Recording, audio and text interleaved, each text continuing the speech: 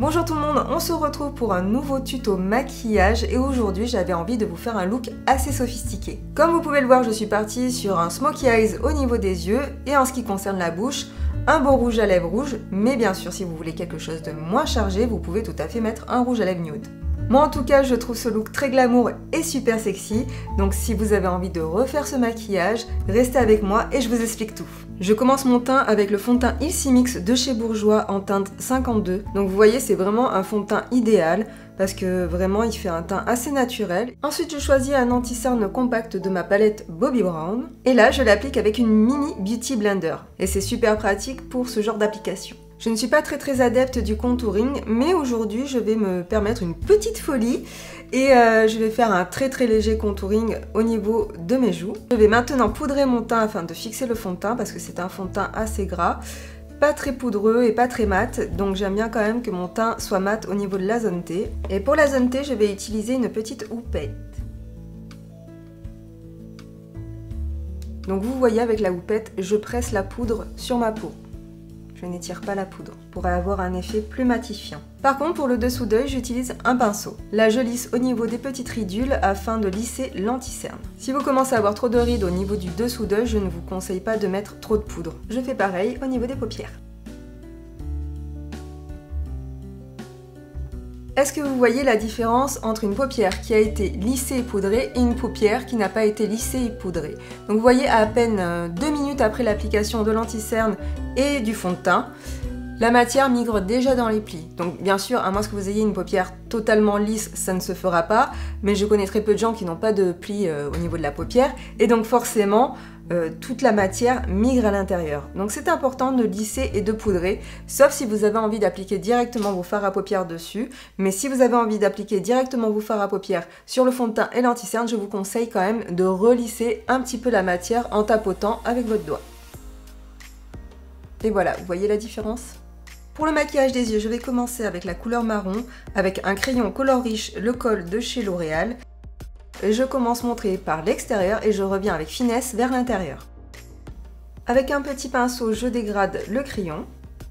C'est ce qui va me servir de base après pour le fard à paupières. Et je fais pareil au niveau du ras des cils supérieurs.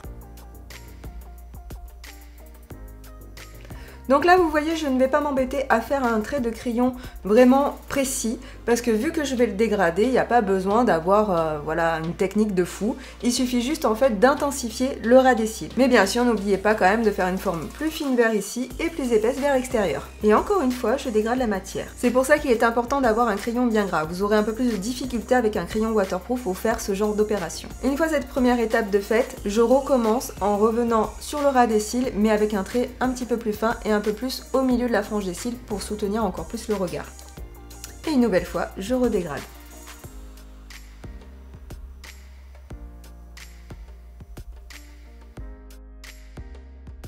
Avant de mettre le fard à paupières marron foncé que je vous ai montré précédemment, je vais d'abord mettre celui-ci pour faire un plus joli dégradé. Donc celui-ci, je viens l'appliquer à la fin de mon marron, afin de faire un marron foncé et un marron clair. Avec un pinceau propre, je dégrade. Je vais maintenant utiliser mon fard à paupières marron de chez Make Up For Ever. Donc là, je vais utiliser un pinceau plat pour l'appliquer et je viens accentuer les coins externes et les coins internes de mes paupières. Je floute la couleur avec mon petit pinceau boule avec lequel j'ai utilisé le marron moyen. Et je dégrade avec mon pinceau propre. Donc vous voyez, j'ai commencé à travailler le coin externe et je suis remontée au-dessus du pli de la paupière.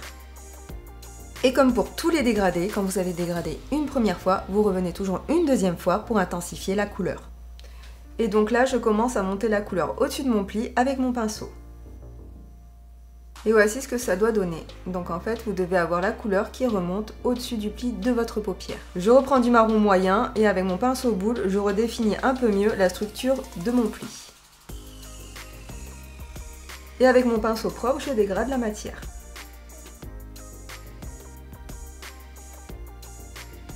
Désolée pour les changements de lumière, mais il fait vraiment très mauvais dehors et en fait un coup il fait beau, un coup il fait pas beau, donc c'est très nuageux. et c'est très pénible. Et maintenant on va intensifier un peu plus le ras des cils inférieur et là je vais reprendre mon marron foncé. Voilà, je vais maintenant passer à la deuxième couleur au centre de ma paupière mobile. Donc là, je vais venir rééclaircir un petit peu en frottant avec un coton-tige. Et ma technique dans ces cas-là, pour accrocher le pigment, c'est de mettre un tout petit peu de Paint Pot de chez MAC. Donc celui-ci, c'est le Painterly. J'en prélève un peu avec la pulpe de mon doigt et je viens tapoter le centre de ma paupière.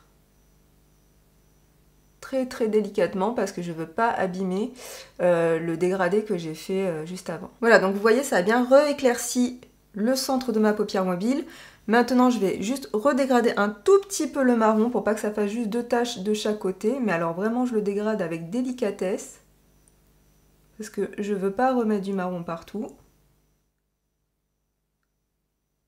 Et pour la deuxième couleur, j'ai choisi des pigments argentés de chez Sugar Pill. Là, je vais venir directement les appliquer avec la pulpe de mon doigt.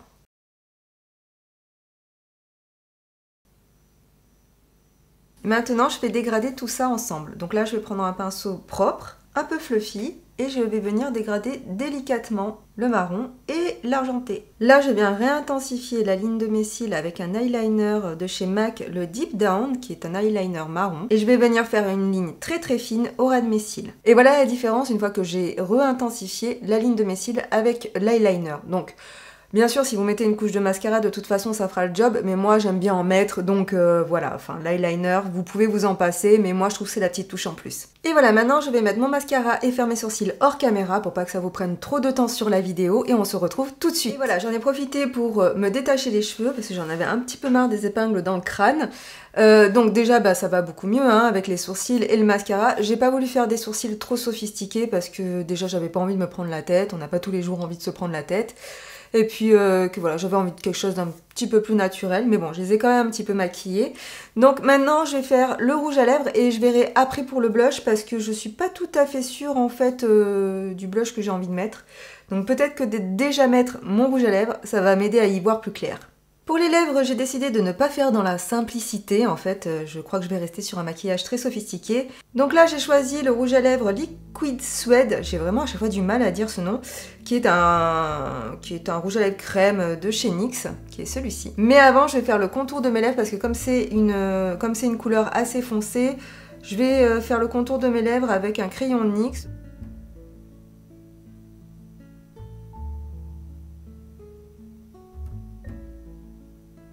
Et donc maintenant, la question est, qu'est-ce que je vais mettre en blush? Eh ben, je ne sais toujours pas. En fait, je pense que je vais simplement accentuer le côté bronzé de mon teint avec la poudre bronzante Glam Bronze de chez L'Oréal. Donc je ne sais pas si vous vous souvenez, mais je vous en avais parlé aussi dans une vidéo spéciale favoris.